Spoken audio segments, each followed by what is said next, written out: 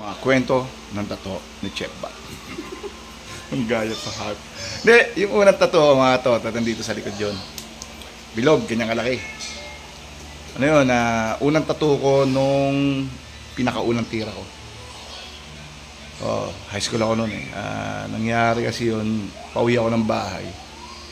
Di nasa, pagbukas ko ng pinto, may narinig akong maingay doon sa loob ng kwarto. Siya, may magnanakaw ata. So nagdaan-daan ako, kumuha na ako ng panalo. Pagbukas ko ng pinto, so nagulat ako panlaking daga, ganyan kalaking. Ilangat yun yung t-shirt ko, nagdilim yung paningin ko palo ko. So yun yung unang tira ko.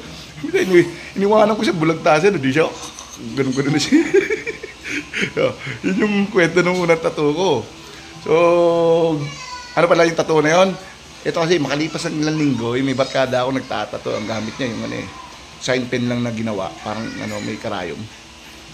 Siyempre parang nakonsensya ako sa unang tira ko. Nakakita ako ngayon ng plastic ng cheese it. Di ba daga yung itsura nun? Ayun, yung pinatato ko. Kaya unang tato ko si Mighty Mouse. Toting daga. Ayun, daga dito, ulo ng daga. Laki, ganyan laki. Tapos nung nasa Saudi na ako, siyempre, bago ako umuwi, plano ko lang, pupulis ako. Siyempre, bawal may tato. Siyempre, sakto sa hospital ako tatrabaho. Yung mga barkada ko, mga nurse, di ba? Yung si Jasper. Pagkatapos na yun, may kumpleto kasing gamit doon sa Saudi. Sa hospital doon, may pang cautery, mayroong pang razor.